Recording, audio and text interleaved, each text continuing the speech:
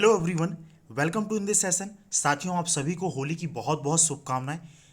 दिसंबर माह में जो आईआर के न्यूज़ आइटम आए हुए हैं उसमें हमारे सामने जो पहला आर्टिकल है विजन आईएएस की मैगजीन के अकॉर्डिंग, इसमें संयुक्त राष्ट्र में सुधारों को लेकर भारत ने एक प्रस्ताव दिया है जो नॉर्म्स के नाम से। तो इसके ऊपर न्यूज़ आइटम है। यहाँ पर हम ये देखेंगे, यूनाइटेड नेशन के बारे में थोड़ा सा जानेंगे और उससे जुड़े यूएनएससी जो है उसके बारे में हम विशेषता देखेंगे, जो कि हमारे प्रीलिम्स के लिए काफ़ी इंपॉर्टेंट है। फिर लास्ट ईयर G20 का बाली घोषणा पत्र आया था, जो कि इंडोनेशिया में G20 का समिट आयोजित किया गया था, तो उसके बारे में देखेंगे। 2023 में जो है भारत ने G20 की अध्यक्षता भी भारत ने ली हुई है और अभी इंडिया में समिट वगैरह हो रहा है और एक समिट अभी इस साल लास्ट में होना है। तो इसलिए ये संगठन हमारे लिए इंपॉर्टेंट हो जाता है। प्रीलिम्स में पहले भी क्वेश्चन पूछा गया है, तो ज़्यादा संभावना है इस साल कि भाई हो सकता है क्वेश्चन यहाँ से पूछ लिया जाए, इसलिए हमारे लिए G20 प्रीलिम्स के पॉइंट ऑफ व्यू से इंपॉर्टेंट हो जाता है। इसके बाद बिम्स्टेक के ऊपर आर्टिकल है। तो बिम्स्टेक से संबंधित जो है लास्ट ईयर बिम्स्टेक और सार्क को लेकर मेंस में क्वेश्चन पूछा गया है, तो हम ये देखेंगे प्रीलिम्स के लिए यहाँ पे क्या इन्फॉर्मेशन है। फिर भारत और यूएसए के बीच में एक युद्धाभ्यास करके एक्सरसाइज होती है, वो जो है लद्दाख में इस साल आयोजित की गई थी। तो चाइना ने उसको लेकर आपत्ति दर्ज कराई है और इससे संबंधित भारत और चाइना के बीच में क्या क्या एग्रीमेंट है सीमा सुरक्षा से संबंधित, हम उनके बारे में देखेंगे। फिर सॉफ्ट पावर का एक कॉन्सेप्ट है, तो वहाँ पर हम देख लेंगे। हालांकि ये आर्टिकल हमारे लिए मेंस के लिए काफ़ी इंपॉर्टेंट है, तो फिर हम प्रीलिम्स के बाद जब ये चीज़ें कवर करेंगे तो फिर मेंस के लिस्ट में देखेंगे वहाँ पर। इसके बाद फिर कुछ चीज़ें ब्रीफ में है, तो चलिए हम फिर स्टार्ट करते हैं। देखिए, जैसे कि मैंने आपको पहले बताया कि new orientation for reform multilateral system norms, इसके माध्यम से भारत ने एक सुधारों का प्रस्ताव दिया है ताकि यूनाइटेड नेशन में सुधार किया सकें। अब देखिए, अगर अक्सर आप थोड़ा बहुत भी न्यूज़ को कवर करते हैं, सुनते हैं, तो ये जो मल्टीलेटरल ऑर्गेनाइजेशन है, जिनको मल्टीलेटरल का मतलब है जहां पर 3 या 3 से अधिक देश शामिल होते हैं। देखिए, जो द्विपक्षीय ग्रुप होते हैं उसमें 2 देश शामिल होते हैं, त्रिपक्षीय जो होता है ट्राइलेटरल उसमें 3 देश शामिल होते हैं। मल्टीलेटरल का मतलब 3 से अधिक देश जिसमें शामिल हो वो बहुपक्षवादी या मल्टीलेटरल हो गया, मल्टीलेटरल ऑर्गेनाइजेशन है। अगर वो इस टाइप के संगठनों को बढ़ावा दिया जाए तो उसको बहुपक्षवाद हम कह सकते हैं। तो ये चीज़ होती है। अब यहाँ पर क्या है कि ज़्यादातर पश्चिमी देशों का वर्चस्व है, इसलिए भारत या एशिया के और भी जो देश हैं, चाइना है देश हैं, या और भी जो डेवलपिंग कंट्रीज़ हैं, ब्रिक्स की कंट्रीज़ हैं, ये यहाँ पर सुधारों की मांग करते रहते हैं। तो हमारे लिए इससे ज़्यादा इंपॉर्टेंट अभी ये हो जाता है, ये नॉर्म्स किससे संबंधित है ये तो आप ऐसे कर देंगे अगर डायरेक्टली पूछा जाता सिंपली। हम यहाँ पर यूनाइटेड नेशन के बारे में देखते हैं पहले।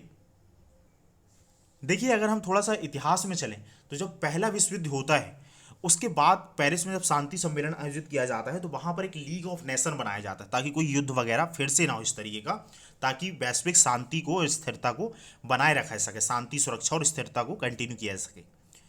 लेकिन क्या होता है, फिर उसके बाद द्वितीय विश्व युद्ध होता है, तो ये पता चलता है कि भाई ये लीग ऑफ नेशन जो है इफेक्टिव नहीं है। तो 1945 में संयुक्त राष्ट्र हमारे सामने आता है और संयुक्त राष्ट्र जो है इसके 6 प्रिंसिपल ऑर्गन है। पहला तो यूनाइटेड नेशन जनरल असेंबली है, दूसरा यूनाइटेड नेशन सिक्योरिटी काउंसिल है, तीसरा United nation economic and social council है, एक और जो है चौथे नंबर पे वो है इंटरनेशनल कोर्ट ऑफ जस्टिस है, आईसीजे। इसके बाद जो है एक ट्रस्टीशिप काउंसिल है और एक और जो है अपना यूएन का सेक्रेटरीट होगा जो पूरे काम देखता है। इनमें से जो 3 ऑर्गेनाइजेशन हैं, ज़्यादातर अगर इनके यूएन के अंदर में ज़्यादातर जो स्पेशलाइज एजेंसीज आती हैं या ज़्यादातर जो फंड्स वगैरह आते हैं, जैसे यूनिसेफ आ गया या एजेंसीज में यूनेस्को वगैरह आ गई, ये सब चीज़ें, तो ये यूएन सेक्रेटरीट, इकोसॉक और यूनाइटेड नेशन जनरल असेंबली, इन तीनों के अंडर में आते हैं जो भी चीज़ें। यहाँ पर जो साइड में कॉलम दिया गया है राइट साइड, वो यूनाइटेड नेशन सिक्योरिटी काउंसिल से संबंधित है। तो यूनाइटेड नेशन जो सिक्योरिटी काउंसिल है, ये मैन जो है यूनाइटेड नेशन का, वो क्राइसिस मैनेजमेंट वाला ऑर्गन है, निकाय है, बॉडी है, जो विश्व में अगर कोई भी संकट आता है तो ये प्राइमरीली रिस्पॉन्सिबल है यूनाइटेड नेशन ग्रुप के अंदर में कि ये वहाँ पर देखेगा, कुछ बातचीत करके मसला सुलझाएगा, और अगर नहीं हो पाता है तो फिर यहाँ पर फोर्सफुली यानी कि यूएन पीस कीपिंग मिशन वगैरह का भी उपयोग किया सकता है। तो इसमें टोटल जो मेंबर हैं 193 यूएन के, उसमें से टोटल जो 5 मेंबर हैं, 15 मेंबर यूएन एससी में शामिल होते हैं, 5 स्थायी मेंबर हैं। उस टाइम पर जो द्वितीय विश्व युद्ध के बाद जो शक्तिशाली देश थे, जैसे कि चीन है, एशिया में चीन को शामिल किया गया है, और रूस को भी अगर आप शामिल कर लो एशिया से ही, हालांकि रूस का एक हिस्सा पश्चिम में भी शामिल होता है। उसके बाद यूरोप से फ्रांस है और यूनाइटेड किंगडम है, और उत्तरी अमेरिका से यूनाइटेड संयुक्त राज्य अमेरिका यानी कि यूएसए, तो ये 5 देश शामिल हैं। उसके इनको जो है वीटो पावर दिया गया है, यानी कि कोई भी अगर मसला आता है और अगर कोई भी इनमें से एक सदस्य जो है वहाँ पर असहमति दर्ज कर देता है कि नहीं भाई इस पर प्रस्ताव पारित नहीं होना चाहिए, तो फिर वो प्रस्ताव जो है इम्प्लीमेंट हो नहीं पाता, उसका क्रियान्वयन हो नहीं पाता। जैसे कि अगर मान लो यूनाइटेड नेशन की सिक्योरिटी काउंसिल में यूक्रेन युद्ध को समाप्त करने के लिए प्रस्ताव आया, लेकिन चूंकि रसिया ही अब उसमें युद्ध में शामिल है और रसिया ने वहाँ पर अपने वीटो पावर का उपयोग कर लिया, तो फिर यहाँ पर उसके खिलाफ जो है प्रस्ताव पारित नहीं किया जाएगा। इसके अलावा जो बाकी इसके 10 सदस्य होते हैं तो वो अलग अलग रीजन से 2-2 साल के लिए चुने जाते हैं और यूएनजीए जो है यूनाइटेड नेशन जनरल असेंबली उसके द्वारा चुने जाते हैं। और जो इसकी अध्यक्षता होती है यूएनएससी की, वो एक एक माह के लिए कंटिन्यू क्रम में सबको दी जाती है। इस तरीके से अल्फ़ाबेटिकल ऑर्डर में एक एक माह के लिए अध्यक्षता दी जाती है। आगे कुछ और इन्फॉर्मेशन अगर हम देखें तो इसका काम करने का पैटर्न क्या है। अगर कहीं पर भी अशांति वगैरह चल रही है, मान लो म्यांमार में मिलिट्री शासन पर वहाँ पे आ गई है, या अभी तो रूस और यूक्रेन के बीच में युद्ध चल रहा, तो पहले ये बातचीत करके कुछ समाधान निकालने की कोशिश करेंगे, और फिर नहीं होगा तो वहाँ प्रतिबंध लगाए सकते हैं, बल का प्रयोग किया सकता है। लेकिन देखिए एक प्रकार से अगर आप यहाँ देखेंगे रूस और यूक्रेन वाले युद्ध में, तो ये यूनाइटेड नेशन एक प्रकार से पूरी तरीके से फेल हो गए, क्योंकि अब रूस ही उसका मेंबर है और रूस ने अपने खिलाफ जो प्रस्ताव आया तो वीटो पावर का उपयोग कर लिया, तो युद्ध पे तो हमने विराम लगा ही नहीं, तो फिर इस संगठन का तो कोई मतलब नहीं निकला। और भी दूसरी जगह जो विश्व में है, चाहे इराक में लेके युद्ध रहा हो, चाहे लीबिया को लेके युद्ध रहा हो, अमेरिका ने अपने व्यक्तिगत हितों को लेके आगे बढ़ाया हो, तो वो एक प्रकार से वो व्यवस्था जो है उतनी इफेक्टिव नहीं है। इसलिए भारत ने यहाँ पर अपने प्रस्ताव दिए हैं नॉर्म्स करके कि, और भारत की और या और भी जो डेवलपिंग कंट्री है ये हमेशा मांग करते हैं कि भाई यहाँ पर सुधार की गुंजाइश होनी चाहिए। अब चूंकि भारत क्या है, भारत अभी जब आज़ादी के अपने 75वें वर्षगांठ में प्रवेश कर रहा है, तो भारत एक बार इसका फिर से अस्थायी अध्यक्ष बना हुआ है। तो अस्थायी अध्यक्ष के दौरान भारत ने दिसंबर में इसकी अध्यक्षता करी थी, और एक अस्थायी अध्यक्ष के तौर पे भारत का जो 2 वर्ष का कार्यकाल था वो दिसंबर में खत्म ही हो रहा था। अब यहाँ पर अगर बात करें तो देखिए संगठन में क्यों सुधार की जरूरत है, तो ये मुद्दे तो वैसे मेंस के हैं। अब अभी बात से ही समझ में आ पा रहा है कि भाई उस टाइम पे क्या था कि जो उस टाइम के शक्तिशाली देश थे उनको वीटो पावर्स दिया गया था। इस चक्कर में लेकिन हुआ क्या है कि अफ्रीका के जो देश हैं, एशिया में जो देश हैं, लैटिन अमेरिका में जो देश हैं, उनको पर्याप्त प्रतिनिधित्व है ही नहीं इस व्यवस्था में। फिर इससे जुड़े कुछ और संगठन की अगर हम बात करें तो एक G4 करके ग्रुप है, जिसमें जापान, एशिया से जापान और भारत, और यूरोप से जर्मनी और लैटिन अमेरिका से ब्राज़ील शामिल है। तो ये चारों जो देश हैं ये एक दूसरे की मेंबरशिप की दावेदारी के लिए ये ग्रुप बना हुआ है कि हाँ भाई हम एक दूसरे की मेंबरशिप के लिए समर्थन देते हैं कि यूनाइटेड नेशन में यूएनएससी जो है उसमें रिफॉर्म होना चाहिए और हमको वीटो पावर के साथ स्थायी सदस्यता दी जानी चाहिए। बाकी इसमें बात की जाती है कि ये स्थायी जो सदस्यता है इसकी संख्या बढ़ाकर 25 तक की जानी चाहिए, और 6 जो नए स्थायी सदस्य उसमें G4 और 2 अफ्रीका से शामिल किए जाने चाहिए। इसके अलावा एक और ग्रुप है यूनाइटिंग फॉर कॉन्सेंसस, जिसको कॉफ़ी क्लब के तौर पर भी जाना जाता है। तो ये ऐसे देशों का संगठन है, ये 90 के टाइम पे उभर के आया, 1990 के दशक में, जो G4 देशन की जो मेंबरशिप की बात है वहाँ पे ले उसका विरोध करता है। इसमें कौन से देश शामिल हैं जी, आपस में जो G4 के विरोधी देश हैं और कुछ अन्य देश, जैसे कि भारत जो है इसका विरोधी देश पाकिस्तान है, जापान के पास वाला दक्षिण कोरिया हो गया, जर्मनी के पास इटली हो गया, और लैटिन अमेरिका में अगर ब्राज़ील के पास अर्जेंटीना है, इसी प्रकार स्पेन है और मैक्सिको है, ये सब देश शामिल हैं। तो ये विस्तार का विरोध करते हैं एक प्रकार से। फिर इसके अलावा एक और ग्रुप है जो है एज़्लुविनी कॉन्सेंसस। ये एक प्रकार से अफ्रीकी ब्लॉक के प्रतिनिधित्व की मांग करता है, अफ्रीका में 2 सीटों की मांग करता है।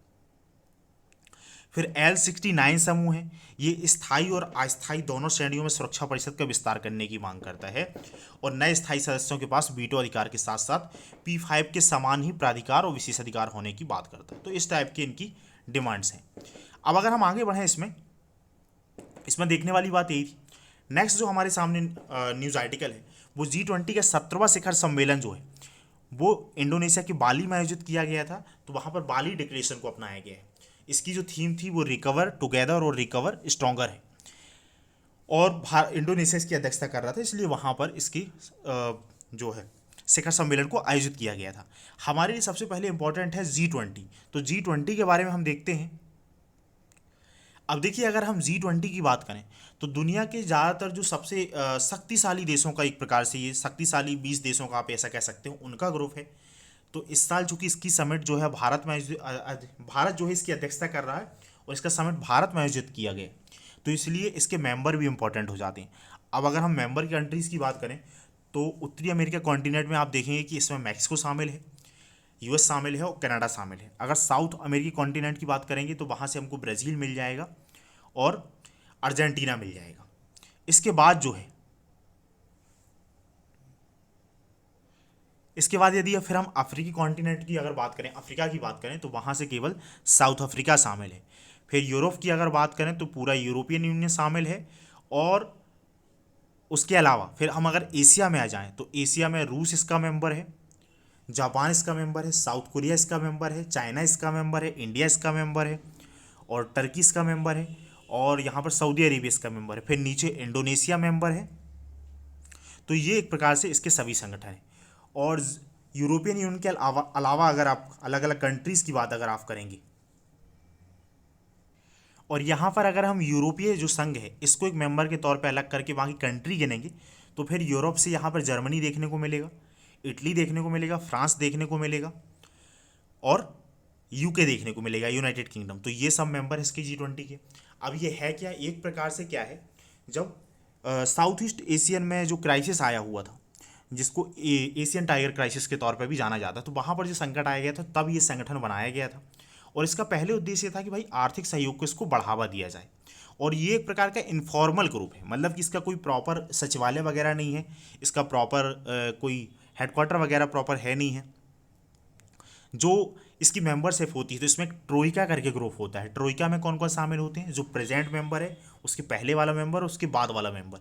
अभी जैसे जो ट्रोइका बनेगा तो उसमें भारत शामिल है, इंडोनेशिया शामिल है और ब्राज़ील, क्योंकि नेक्स्ट जो इसकी प्रेसिडेंशियलशिप जानी है वो ब्राज़ील के पास जानी है। तो इस तरीके से संगठन आगे चलता है। हालांकि इस संगठन में क्या है कि केवल चर्चा होती है, विमर्श होती है, और चूंकि क्या है दुनिया भर के बहुत ही शक्तिशाली देश शामिल है इसमें। ऐसे देश शामिल हैं जो वैश्विक जीडीपी में 80% का कंट्रीब्यूट करते हैं, अंतर्राष्ट्रीय व्यापार में 75% का योगदान देते हैं और वैश्विक आबादी में 60% का योगदान है। इसलिए यहाँ पर ये चीज़ इंपॉर्टेंट हो जाती है कि ये लोग जो भी बात करते हैं तो वो फिर किसी भी ऑर्गेनाइजेशन में अगर उठाई जाएगी तो वहाँ पर उसमें सहमति बनाई जा सकती है कि हाँ भाई इस तरीके से हमको कुछ कार्यक्रम करना है। फिर अगर हम आगे अगर देखें, अब देखिए ये जो बाली घोषणा पत्र है इसमें जो आउटकम निकल के आए हैं इतने ज़्यादा इंपॉर्टेंट तो नहीं है। अब यूक्रेन में जो युद्ध चल रहा तो उसमें मतभेदों को, उसमें जो मतभेद हैं उसको प्रकाश में डाला है। अभी हाल ही में हमने जब भारत में भी देखा कि जब भारत में भी न्यू दिल्ली में इसकी कॉन्फ्रेंस आयोजित की गई थी तो कोई जॉइंट स्टेटमेंट नहीं निकल के आ सका, क्योंकि रसिया, चाइना जो है, बाकी जो सदस्य देश हैं उनके साथ उनकी सहमति नहीं बन पाई, तो कोई जॉइंट स्टेटमेंट नहीं निकल गया। तो ये टकराव तो चलता रहता है इसमें, अभी ऐसा बना हुआ है। अब देखिए इसमें दो बातें और महत्वपूर्ण हो जाती हैं कि G20 का जो महत्व है, वर्तमान जियो पॉलिटिक्स को लेकर क्या इंपॉर्टेंस है, ये बात इंपॉर्टेंट हो जाती है। और भारत के बारे में थोड़ी सी बात करें क्योंकि भारत इसकी अध्यक्षता कर रहा है। तो देखिए इस संगठन में क्या है, जैसा कि मैंने आप लोगों को पहले ही बताया कि एक प्रकार का इनफॉर्मल ग्रुप है, तो प्रॉपर सेट वगैरह डिसाइड नहीं है कैसे कोई नया कंट्री मेंबर बने जाए, उसके लिए प्रॉपर स्टैंडर्ड्स या मैकेनिज्म इस्टेब्लिश नहीं है। फिर क्या है कि जो भी अगर यहाँ पर कोई सहमति बनती है उसको इम्प्लीमेंट कराने के लिए कोई मैकेनिज्म नहीं है, कोई ठोस मैकेनिज्म नहीं है, क्योंकि केवल यहाँ पर डिस्कशन होता है कि हाँ भाई हम ऐसा करेंगे, ऐसी बातें करेंगे। बाकी ये फॉर्मल इसका स्ट्रक्चर प्रॉपर है नहीं, तो इसकी कुछ कमियाँ हैं। भारत की अगर बात करें तो भारत की अध्यक्षता जब भारत कर रहा है तो भारत ने इसकी थीम रखी है वसुधैव कुटुंबकम, या कि हिंदी में है वन पृथ्वी, एक पृथ्वी, एक परिवार और एक भविष्य, यानी कि one earth, one family and one future. इस करके ये जो है हमने थीम रखी है। इस संस्कृत का मतलब वो वसुदेव कुटुंबकम का, उस प्रकार से इंग्लिश थीम, उसका ट्रांसलेटेड वर्जन हिंदी यहाँ पर हमने नाम रखा है। फिर इसके बाद अगर हम आगे बढ़ जाएं तो हमारे सामने जो अगला न्यूज़ आइटम है वो बिम्स्टेक से संबंधित है। अब यहाँ पर क्या है, ये न्यूज़ क्यों आया हुआ है, तो जो हमारे यहाँ के जो विशेषज्ञ हैं उन्होंने भाई बात रखा है कि दक्षिण एशियाई क्षेत्र में सहयोग के लिए एक क्षेत्रीय मंच तलाश करने की आवश्यकता है। और जो कि अभी क्या है, सार्क जो है ठंडे बस्ते में पड़ा हुआ है, तो बिम्स्टेक उसमें एक इंपॉर्टेंट ऑर्गेनाइजेशन यहाँ पर बन के आ जाता है। तो सबसे पहले अगर हम बिम्स्टेक के मेंबर की बात करें तो बिम्स्टेक में कौन कौन शामिल है, ऐसे जो पूरी भारतीय उपमहाद्वीप में ही समाहित हो जाते हैं, जैसे कि नेपाल है, भूटान है, बांग्लादेश है और भारत है। चार तो ये हो गए, नीचे श्रीलंका मिल जाएगा, बाजू म्यांमार और उसके नीचे थाईलैंड, इसके टोटल 7 मेंबर। अब ये संगठन कब उभर के आया, ये 1997 में आया। अभी भी सार्क का क्या है, वो भारत और पाकिस्तान के संबंधों को लेकर प्रॉपर चल नहीं रहा, उसके ऊपर हमने पहले भी डिस्कस किया था। तो इसीलिए ये संगठन जो है इंपॉर्टेंट हो जाता है। अब इनका उद्देश्य और पर्पस क्या होता है, तो वही कॉमन कि भाई आपस में ट्रेड वगैरह बढ़े, आपस में हम इस तरीके से व्यवस्थाएं वगैरह बनाएं ताकि दोनों के देश में ट्रेड बेहतर हो, दोनों के देशों के बीच में आपस में संबंध बेहतर हो, हम एक दूसरे की संप्रभुता का सम्मान करें, एनर्जी क्षेत्र में सहयोग कर सकें, इंफ्रास्ट्रक्चर को बेहतर बना सकें, और जो जो भी इस प्रकार के उपाय हो सकते हैं ताकि आपस में सभी देशों को फायदा हो, हम उस तरीके का कार्यक्रम करें। तो ये इसका उद्देश्य है। कुछ अगर हम बात करें बिम्स्टेक के सिद्धांतों की, तो ये इसमें भी बस वही सब कॉमन चीज़ें हैं भाई, कि संप्रभु समानता के लिए सम्मान, प्रादेशिक अखंडता, राजनीतिक स्वतंत्रता के लिए सम्मान। तो मतलब कॉमन कॉमन चीज़ें हैं, अगर आप आता है तो गैस करके इसमें कर सकते हैं। फिर अगर बिम्स्टेक के महत्व की बात की गई है, तो ये इतना बड़ा तो रोल है नहीं इसका कि ऐसे क्वेश्चन पूछे जाने की संभावना हो, तो इसलिए इंपॉर्टेंट हो जाता है। फिर बिम्स्टेक से किस प्रकार अलग है, किस प्रकार बेहतर है, तो ये मेंस के मुद्दे हैं, प्रीलिम्स के लिए काम के है नहीं है, तो फिर हम इसको मेंस के टाइम पर देखेंगे। अब हम आगे बढ़ जाते हैं। फिर यहाँ पर देखिए, फ्री ट्रेड एग्रीमेंट अगर हुआ है दो संगठन के बीच में या दो देशों के बीच में, वो हमारे लिए इंपॉर्टेंट हो जाता है, क्योंकि यूपीएससी उसके बेस पर डायरेक्ट क्वेश्चन पूछता है कि भाई ये एग्रीमेंट न्यूज़ में था, तो ये किस देश के साथ साइन हुआ। तो अब है क्या कि इसमें साइन और वो तो किए गए हैं कि भाई काफ़ी समय बीत गया है एफटीए को लेके, एक फ्रेमवर्क समझौते पर हस्ताक्षर, लेकिन फिर भी वो अभी तक जो है उसमें कोई सहमति वगैरह बन नहीं पाई है। तो इसलिए ये भी जो है यहाँ पर फ्री ट्रेड एग्रीमेंट की कुछ बात नहीं है, मतलब केवल जानने वाली बात है, यहाँ पर क्वेश्चन अब है नहीं। अगर कुछ ऐसा एग्रीमेंट होता है फिर हमारे लिए वो इंपॉर्टेंट हो जाता है। अब यहाँ पर अगर हम नेक्स्ट न्यूज़ आर्टिकल जो है उसकी अगर हम बात करें, तो युद्ध अभ्यास का जो 18वां संस्करण है, जो कि भारत और अमेरिका के बीच में एक मिलिट्री एक्सरसाइज है, इसका संस्करण उत्तराखंड में आयोजित किया। सॉरी, शुरू में मैंने लद्दाख बोल दिया था, ये उत्तराखंड में आयोजित किया गया था। तो इसको लेके चाइना ने आपत्ति दर्ज करी है। अब चाइना ने बोला है कि भाई ये जो एक्सरसाइज है, ये वास्तविक नियंत्रण रेखा से केवल 100 किलोमीटर की दूरी पर आयोजित किया गया था, इस कारण चीन ने इसका विरोध किया हुआ। और किसने, चीन ने जो विरोध किया उसको किसको आधार बनाया, तो 1993 और 1996 के बीच में भारत और चाइना के बीच में जो एग्रीमेंट्स हुए थे, समझौते हुए थे, उनको लेके चाइना ने विरोध किया है। तो अगर हम 1993 के समझौते की बात करें, तो आप राइट कॉलम में देख पाएंगे, यहाँ पर क्या है कि LAC है, जो लाइन ऑफ एक्चुअल कंट्रोल है, इसको सख्ती से मानने को और उसको पालन करने पर सहमति बनी थी कि दोनों देश भाई इसका प्रॉपर पालन करेंगे और उसमें एक्सेप्ट करके रखेंगे, हाँ भाई उसका सख्ती से पालन करना है, यहाँ वहाँ एक दूसरे के क्षेत्र में टांग नहीं अड़ानी है। दूसरा मुद्दा है, दूसरा इस वाले जो समझौते का वो है कि भाई दोनों देश LAC के पास अपने सैन्य बलों को मिनिमम नंबर ऑफ जो सैन्य बल है उसको मेंटेन करके रखेंगे, ताकि आपस में कोई टकराव ना हो और संदेह पैदा ना हो।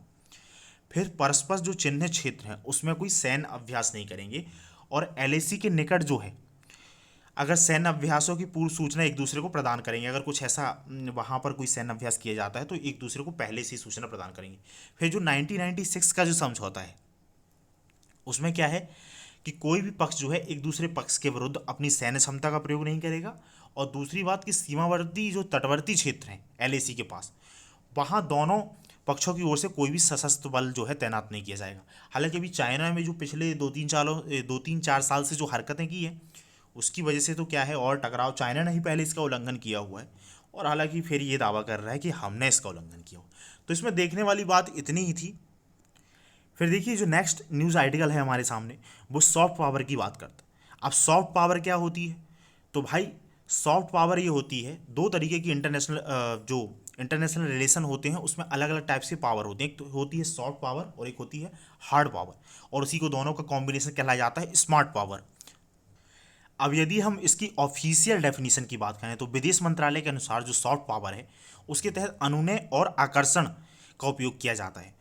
इससे प्रतिस्पर्धा या संघर्ष के बिना दूसरों के व्यवहार में परिवर्तन ला सकता है। एक प्रकार से एडवर्टाइज जैसा समझ लो, वही चीज़ अनुनय कहलाई जाती है कि हम दूसरे के व्यवहार को परिवर्तन करें। तो ये सॉफ्ट पावर है। रियल टर्म्स में आपको बताऊं तो पहले हमको हार्ड पावर को समझना जरूरी है। हार्ड पावर का मतलब होता है कि भाई हम शक्ति के जो संसाधन है डायरेक्टली हम पावर का उपयोग करें, जैसे कि सशस्त्र बलों का उपयोग करें या आर्थिक साधनों का उपयोग करें और अपनी बात को मनवाएं। सिंपली मैं एग्जांपल देके बताऊं तो कुल मिला के जो हार्ड पावर है उसका उद्देश्य है कि हम किसी काम को बलपूर्वक करवाएं। जैसे मान के चलो कि अभी रसिया और यूक्रेन का युद्ध हो रहा है, और अमेरिका चाहता है कि भाई रूस जो है वहाँ पर युद्ध ना करे, या चाइना अपने मिसाइल डेवलपमेंट प्रोग्राम को आगे बढ़ा रहा है और अमेरिका चाहता है कि वो अपने डेवलप ना करे, तो चाइना और अमेरिका जो है वो धमकी देना स्टार्ट कर दे रसिया को कि भाई हम युद्ध कर देंगे, युद्ध स्टार्ट कर देंगे, या मिसाइल हमले करना स्टार्ट कर देंगे, या आपके ऊपर डायरेक्टली सेंसर लगा देंगे। तो ये तो हार्ड पावर है, क्योंकि ये वजनदारी से और एक प्रकार से फोर्सिबली यानी बल का प्रयोग करके किया जा रहा है। दूसरा लेकिन तरीका होता है सॉफ्ट पावर का उपयोग करने से। भारत है, अब भारत का आज की डेट में यूरोप में है, लैटिन अमेरिका में है, दुनिया भर में योगा को काफ़ी ज़्यादा सराहा जा रहा है। या हमारी जो आयुर्वेदिक आइटम है, आयुर्वेदिक प्रोडक्ट्स हैं, उनकी अगर कहीं पर मांग बढ़ रही है, या बॉलीवुड की जो मूवीज़ हैं वो जो लैटिन अमेरिकी कंट्री है जैसे पेरू वगैरह हैं वहाँ पर काफ़ी पॉपुलर है। तो इस तरीके से जो है हमारी सॉफ्ट पावर बढ़ती है। हमारे कल्चर के बारे में, हमारी फूड जो हैबिट्स हैं, या हमारा इंडियन जो जो व्यंजन वगैरह हैं, इनकी अगर मांग बढ़ती है तो एक प्रकार से सॉफ्ट पावर क्रिएट होती है इंडिया के प्रति कि हाँ भाई। या हमारे जो साउथ ईस्ट एशिया के जो देश हैं वहाँ पर भारत में बुद्धिज़्म को लेकर, रिलीजियस को एक सॉफ्ट पावर के तौर पर काम करता है कि वहाँ पर वो चीज़ को लेकर भारत के प्रति उनका एक नर्म रुख रहता है। तो इस तरीके से ये सॉफ्ट पावर कहलाई जाती है। अब स्मार्ट पावर क्या है, तो विदेश मंत्रालय के अनुसार जो है, अगर विश्व के साथ पारस्परिक संबंधों में को बेहतर करने के लिए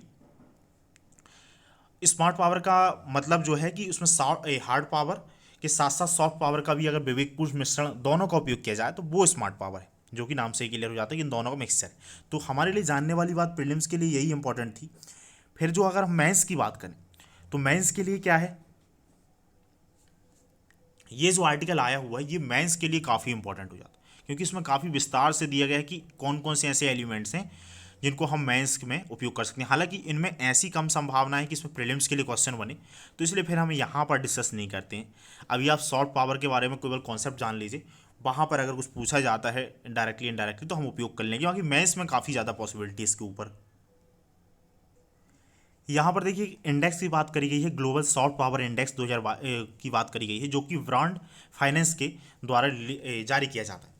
तो इसका जो ये ग्लोबल सॉफ्ट पावर इंडेक्स 2022 है, इसके अनुसार जो है सॉफ्ट पावर के मामले में अभी चीन जो है दुनिया भर में 34 स्थान पर है और भारत 29वें स्थान पर है। यानी कि अगर हम महाशक्ति बनने की बात कर रहे हैं तो हमको अलग अलग डायमेंशन के साथ अपनी सॉफ्ट पावर को भी और तेज़ी से आगे बढ़ाने की ज़रूरत है। फिर हम आगे बढ़ते हैं तो हमारे सामने जो ब्रीफ न्यूज़ आइटम है वो हाल ही में जो ईरान में जो प्रोटेस्ट वगैरह चल रहे हैं वहाँ पर जो घटनाएं हुई है, एक महिला के साथ घटना हो गई, एक महिला को के साथ जो भी प्रताड़ना वाला केस हो गया वहाँ की ईरान की जो रिलीजियस पुलिस है उसकी वजह से। तो वहाँ पर क्या है कि जो United nation commission on status of women है, यहाँ इसने जो है इकोसॉक, मैंने आपको बताया था कि जितनी ज़्यादातर स्पेशल ऑर्गेनाइजेशन आते हैं या फंड्स वगैरह आते हैं तो वो 3 ऑर्गेनाइजेशन के अंदर आते हैं, इकोसॉक के अंदर आते हैं, दूसरे यूनाइटेड नेशन जनरल असेंबली और यूनाइटेड नेशन सेक्रेटरीट के अंदर में, इन तीनों के अंदर में आते हैं।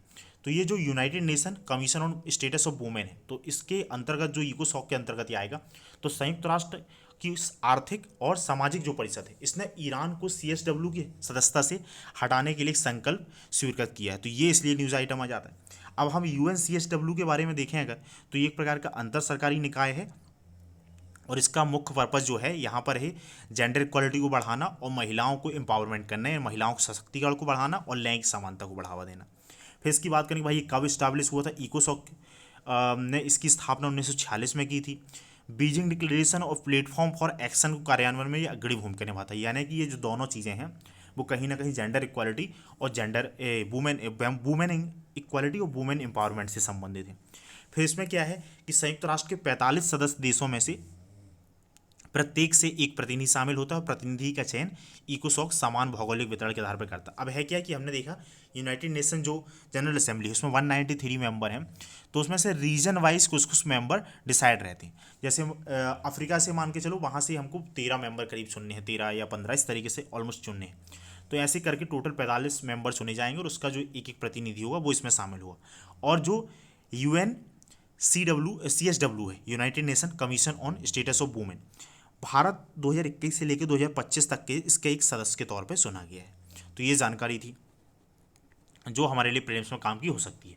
फिर देखिए एक हमने फ्री ट्रेड एग्रीमेंट की बात करी थी, भारत ने जो है UAE के साथ एक comprehensive economic partnership agreement sign किया हुआ है। दूसरा एक और एग्रीमेंट जो है हमने ऑस्ट्रेलिया के साथ आर्थिक सहयोग और व्यापार समझौता ECT economic cooperation and trade agreement शामिल किया गया है, जो कि अब लागू हो गया है। इसका उद्देश्य भी भाई यही है कि दोनों देश के बीच में व्यापार को बढ़ावा दिया जाए और भारत और इसके बीच में जो टैरिफ लाइंस हैं उनको समाप्त किया जाए। कुल मिला के एक कम से कम दर में व्यापार वगैरह किया जाए। एक प्रकार का फ्री ट्रेड एग्रीमेंट है, एक निश्चित दर पे दोनों देशों के बीच में व्यापार होगा। फिर यहाँ पर अगर हम बात करें तो वो जानकारी जो आगे दी है वो मैंने आप लोगों को बता दी है। यहाँ पर जो हमने पहले भी डिस्कस कर चुके हैं, रूल्स ऑफ ओरिजिन के बारे में, sanitary and phyto sanitary measures हैं, विवाद निपटान तंत्र है, नेचुरल पर्सन्स पेशेवर की आवाजाही इत्यादि। और बाकी के सेक्टर्स वगैरह की बात करी गई है कि भाई फार्मास्यूटिकल सेक्टर्स है, आईटी है, स्वास्थ्य, शिक्षा, इन सब में कॉपरेशन वगैरह बढ़ाया जाएगा और ट्रेड वगैरह को गति दी जाएगी। जो मैंने लास्ट वाली लाइन में यहाँ आप लोगों को लिखा हुआ है, उत्पत्ति के नियम, ये सब है, इनके बारे में मैंने पहले दिन ही आप लोगों को बताया था जब ये हम यूएई की बारे में बात कर रहे थे। तो फिर हम अगर ऐसे सीक्वेंस में देखते आएंगे तो वहाँ से हमारी चीज़ें कवर हो जाएंगी, तो मैं इसको रिपीट नहीं करता हूँ। ये एसपीएस के बारे में भी जो हमने डब्ल्यूटीओ वाला आर्टिकल कवर किया था तो वहाँ पर हमने कवर कर लिया था, इसलिए हम आगे बढ़ते हैं। फिर देखिए, मैंने आप लोगों को कार्डसा एक्ट के बारे में बताया था, तो आप लोग मेरे को कमेंट करके बता सकते हैं कि कार्डसा एक्ट किससे संबंधित है। ये सिंपल क्वेश्चन है, इस टाइप के क्वेश्चंस मैं पूछता नहीं। हालांकि हम जो क्वेश्चन बनाते हैं वो थोड़ा उनका लेवल अच्छा होता है। अब यहाँ पर अगर मैं क्वेश्चन ऐसे करेंगे तो फिर वो टाइम काफ़ी बढ़ जाएगा, तो फिर हमारा जो डिस्कशन वाला फोरम है हम वहीं पर ही काम करते हैं। अब ये एक और यूनाइटेड नेशन का एक एक्ट है, NDEA, national NDAA, national defense authorization act है। इसका उद्देश्य है कि 858 बिलियन अमेरिकी डॉलर का एक प्रकार से ये एक्ट पारित किया गया है ताकि रक्षा, जो अमेरिका की रक्षा चुनौतियां हैं या रक्षा कैपेबिलिटीज़ को, क्षमताओं को और बढ़ाने के लिए प्रस्ताव पारित किया है। इतना पैसा हम खर्च करेंगे तो वहाँ पर और कैपेबिलिटीज़ को बढ़ाया जाएगा। और एक प्रकार से रसिया और जो चाइना है, और अब तो आपके टाइम पे चाइना, उनके प्रतिरोध में अमेरिका को और ज़्यादा सक्षम बनाया जाए। तो बस इतनी सी जानकारी है कि भाई ये एनडीए किससे संबंधित है। ये यूनाइटेड नेशन यूएसए का जो एक्ट है ये उसका एक एक्ट है। फिर हम अगर आगे बढ़ें तो यहाँ पर देखो, भारत और अमेरिका के लिए कुछ एग्रीमेंट की बात करी, कुछ एग्रीमेंट की बात है जो काफ़ी इंपॉर्टेंट एग्रीमेंट है। क्वेश्चन पूछे जाने की संभावना है, पहले ही काफ़ी न्यूज़ में हुआ करते थे। एक भारत और अमेरिका के बीच में एक एग्रीमेंट है, general security of military information agreement. इसका उद्देश्य है कि जो प्रिसाइजली सैन्य इन्फॉर्मेशन होती है उसको साझा किया जाए आपस में, ताकि भारत की आर्मी भी जो है उससे अमेरिका की जो सैन्य क्षमता उसका लाभ उठा सके। दूसरा एग्रीमेंट है logistics exchange memorandum of agreement, LEMOA करके इसको बोल देते हैं। इसका उद्देश्य था कि आपस में एक दूसरे के सैन्य अड्डों का उपयोग करने के लिए एक प्रकार का लॉजिस्टिक्स एग्रीमेंट है। तीसरा फिर जो एग्रीमेंट है कॉम कासा है, इसको लेके काफ़ी विवाद बना रहा है, बीच में जो काफ़ी डिस्कशन वगैरह भी होता रहा है। ये क्या है कि दोनों देशों की सेनाओं के बीच में अंतर सक्रियता और भारत को उच्च स्तरीय प्रौद्योगिकी के विक्रय से संबंधित है कि भाई जो अमेरिका की जो एडवांस टेक्नोलॉजी है उसको सेल करने के लिए, उसको भारत को प्रोवाइड करने के लिए, बेचने के, कुल मिला के तो वो बेचते ही हैं। हमने मान लो कोई वहाँ से हथियार वगैरह, वेपन्स वगैरह परचेस किए हैं तो कई बार वो टेक्नोलॉजी ट्रांसफ़र भी हो जाता है, तो वो उसके लिए कॉमकासा एक्ट है वो जो साइन कर लिया गया इसमें। फिर एक और जो एक्ट है बेका है, basic exchange and cooperation agreement. इसका उद्देश्य है कि भाई जियो स्पेशल जो डेटा होते हैं, क्योंकि यूएस के पास क्या है, काफ़ी प्रिसाइज डेटा होता है, तो वो यूएस जो है उच्च स्तरीय सैन्य प्रौद्योगिकी और जो प्रिसाइज जो मैपिंग वगैरह वो डेटा जो है अमेरिका भारत के साथ साझा कर सकता है। फिर सार्क का एक करेंसी स्वैप फ्रेमवर्क था। हमने जब सार्क के बारे में डिस्कस किया था तो वहाँ पर हमने बात करी थी कि इन देशों के बीच में जो सार्क के 8 देश हैं वहाँ पर भी एक करेंसी स्वैप एग्रीमेंट है। तो भारत ने क्या किया है कि अभी जब जो मालदीव है, तो इसमें क्या है कि जो मालदीव है तो सार्क के अंदर जो करेंसी स्वैप फ्रेमवर्क है उसी के अंडर में हमने हमारे यहाँ पे जो आरबीआई है और वहाँ पे मालदीव के बीच में समझौता हुआ है करेंसी स्वैप एग्रीमेंट। इसका उद्देश्य ये होता है, मान के चलो हमने 50 बिलियन यूएस डॉलर के करेंसी स्वैप एग्रीमेंट इसके अंदर में किया हुआ है। तो अब मान के चलो मालदीव को उतना पास पैसा नहीं है, संकट आ जाता है, अरे मालदीव वगैरह की इतनी क्षमता नहीं है, तो आप 5-10 बिलियन डॉलर का मान के चलिए कि इतना मान लो पैसे की संकट आ जाती है, तो फिर मालदीव वाले क्या करेंगे, अपनी करेंसी वो यहाँ पर रख देंगे और अपन से इंटरनेशनल करेंसी में पैसे ले सकते हैं। इस तरीके से अगर उनका जो भुगतान संतुलन यानी कि बैलेंस ऑफ पेमेंट वगैरह क्राइसिस आ जाता है तो वो अपना निपटान कर सकते हैं। फिर बाद में जब इनकी स्थिति बेहतर हो जाएगी तो वो पैसा प्रॉपर जो है अपने को वापस कर देंगे। तो ये करेंसी स्वैप एग्रीमेंट होता है, कई देशों के बीच में किया जाता है, तो इसको लेके इन्फॉर्मेशन थी। फिर एक लूसोफोन करके देश है। अब बहुत टाइप के फ़ोन हमने सुने, ये लूसोफोन क्या है भाई, तो ये लूसोफोन क्या है कि दुनिया में जो जहाँ जहाँ जिन भी देशों में पोर्तुगीज़ बोली जाती है तो उन देशों की कंट्री को लूसोफोन कह देते हैं, और पुर्तगाल का उन देशों में कहीं ना कहीं से कनेक्शन था। अब हमारे लिए इम्पोर्टेंट क्या हो जाता है, क्योंकि कोई ना कोई हम ऐसे लिंकेज ढूंढते हैं कि भाई यहाँ पर क्या लिंकेज बनता है, उसके अकॉर्डिंग इंटरनेशनल संबंध बनाते हैं। अब चूंकि गोवा है, गोवा पर भी पुर्तगालियों का कब्जा था काफ़ी लंबे टाइम तक और उनका अभी भी इम्पैक्ट देखने को मिलता है। तो भारत क्या करता है, इन लूसोफोन जो कंट्रीज हैं इनके साथ संबंधों को बढ़ावा देने के लिए यहाँ पर गोवा में कुछ उनके फेस्टिवल्स वगैरह आयोजित किए जाते हैं। तो अभी हाल ही में अंतर्राष्ट्रीय लूसोफोन महोत्सव जो है गोवा में आयोजित किया गया था और भारत ने इसकी मेज़बानी करी थी। इस तरीके से जो है ताकि हम इन देशों के बीच में एक बेहतर संबंध स्थापित कर सकें और इस तरीके से कि हमको लिंकेज भी मिल जाता है, जैसे ब्राज़ील जैसे देश हैं उनके साथ एक संबंध बनाने का। अब यहाँ पर बेला गोवा या ओल्ड गोवा पर पुर्तगाली शासन 1520 ईस्वी में आरंभ हुआ और 1961 तक चला रहा, ये सब हम अभी जानते हैं। उसके बाद जो है 1961 में फिर गोवा आज़ाद हो जाता है और कुछ समय बाद जो है एक स्वतंत्र जो है राज्य बन जाता है, एक पूर्ण राज्य के तौर पे स्थापित हो जाता है। फिर लूसोफोन अगर वर्ल्ड की बात करें, पुर्तगाली भाषा के जो देश हैं, ये चार महाद्वीपों में फैले हुए 9 देश हैं। कौन कौन से देश हैं उतना तो इम्पोर्टेंट है नहीं है, आप लोग लगे तो थोड़ा सा देख लीजिएगा, जैसे कि मोजाम्बिक भी है इसमें शामिल है, अंगोला भी शामिल है, और फिर यहाँ लैटिन अमेरिका ब्राज़ील शामिल है, और फिर पुर्तगाल ऊपर यूरोप में मिल जाएगा, और फिर ये छोटे छोटे देश हैं गिनी वगैरह करके शामिल हैं। तो ये उतने ज़्यादा इंपॉर्टेंट नहीं है, बाकी यही चीज़ें जो हमने बात कर ली थोड़ा बड़े बड़े, क्योंकि अफ्रीका के 2 ज़्यादा इंपॉर्टेंट हो गए और एक लैटिन अमेरिका में ब्राज़ील। तो ये चीज़ हो गई। अब फिर बाकी और भी चीज़ें चलती रहती हैं। यहाँ अभी हमने स्पोर्ट्स वगैरह का भी आयोजन किया था, ये सब है, तो उतनी काम की चीज़ें नहीं, उतना तो दम इसमें नहीं समझ में आता है, क्वेश्चन पूछ आने की संभावना कम ही है। फिर पेरिस क्लब है। पेरिस क्लब क्या है? तो ये आधिकारिक ऋणदाता देशों का एक अनौपचारिक समूह है। इसका कार्य ऋणी देशों द्वारा अनुभव की जाने वाली भुगतान संबंधी कठिनाइयों को समन्वित और स्थायी समाधान खोजना है। कुल मिला के भाई इसका जो उद्देश्य है, ये जो ऋण जो कंट्रीज मुहैया कराते हैं, आधिकारिक ऋणदाता हैं, उनका एक प्रकार का अनौपचारिक समूह है। अब इसमें संगठन भी शामिल हो सकते हैं, कंट्रीज भी शामिल हो सकती हैं, और ये वो पैसा मुहैया कराते हैं जो देश भुगतान संबंधी कठिनाइयों का सामना कर रहे हों। भुगतान संबंधी है ना, कि भाई ट्रेड में जो व्यापार घाटा होता है वहाँ पर कुछ समस्या आती है लेन देन में, जैसे कि भारत और पाकिस्तान के बीच में व्यापार है। अब पाकिस्तान के पास अभी इतना पैसा नहीं है कि वो पेट्रोल डीजल वगैरह खरीद सकें, वो चले जाते हैं इस क्लब के पास, इनडायरेक्टली या डायरेक्टली वहाँ पे अप्रोच करते हैं, हो सकता है वो कुछ इसकी मदद कर दे। लास्ट ईयर हालांकि यूपीएससी ने पेरिस क्लब को आधार बना के क्वेश्चन पूछ लिया था। तो पेरिस क्लब की शुरुआत 1956 में हुई थी। 22 स्थायी सदस्यों का एक समूह है, इसमें Australia, United kingdom, USA, Japan आदि देश शामिल हैं, और भारत इस क्लब का सदस्य नहीं है, अपने को याद रखना है। और भारत इसमें अनौपचारिक, हालांकि भारत इसमें एक अनौपचारिक भागीदार के तौर पे इसमें जो है कार्य करता है, शामिल होता है। तो ये हमारे पास न्यूज़ आइटम थे। अब देखिए जो विजन की मैगजीन है उसमें आईआर के जो सेगमेंट के न्यूज़ आइटम है वो यहाँ पर हमने मई से स्टार्ट किए थे और दिसंबर तक कवर कर लिया है। जो विजन का 365 है वो भी यहाँ पर दिसंबर तक आता है, वो अप्रैल से स्टार्ट होता है लगी, और फिर बाकी के 4 महीने का वो बाद में रिलीज़ करेंगे, 3-4 महीने का। तो हमारे लिए क्या है कि अब हम कल से इकोनॉमी स्टार्ट करेंगे, और इकोनॉमी काफ़ी इंपॉर्टेंट है, हमारा पहली प्रायोरिटी में है। जैसे कि हमने आईआर के करंट अफेयर्स कवर किया, फिर हम इकोनॉमी की कवर कर रहे हैं, उसके बाद इन्वायरमेंट की करेंगे और साइंस एंड टेक्नोलॉजी की। अब ये चारों सेगमेंट से क्या है, काफ़ी ज़्यादा हमको लाभ दे जाते हैं। बाकी और भी सेगमेंट हैं, वहाँ से भी क्वेश्चन तो आ ही जाते हैं, जैसे हो सकते हैं 2-3 क्वेश्चन हमको पॉलिटी के सेगमेंट में कुछ देखने को मिल सकते हैं, तो उसके रेशो के अकॉर्डिंग हम उसको बाद में देखेंगे, लेकिन अभी पहली प्रायोरिटी हमारी इन 4 को कवर करने की है। तो इसलिए आप लोग ये वाले जो हमारी सीरीज़ को रेगुलर करते रहें, ताकि हम टाइम पे कवर कर लें, क्योंकि फिर बाद में हमारे पास इतना टाइम नहीं होगा कि हम इसको रिपीट कर सकें। और मैंने पहले ही बोला है कि आप लोग हो सके तो 3-4 बार इसको देख लीजिएगा, अपने सुविधा के हिसाब से आप इसमें डबल स्पीड करके भी सुन सकते हैं दोबारा से, तो वो आपके लिए बेटर रहेगा। और अगर आपको लगता है कि एक ही बार करने के बाद आप डायरेक्टली जो हाईलाइटेड पीडीएफ उससे पढ़ना चाहते हैं, तो आप मेरे को डायरेक्ट टेलीग्राम में कांटेक्ट करके पीडीएफ ले सकते हैं। Thank you and good night to all of you.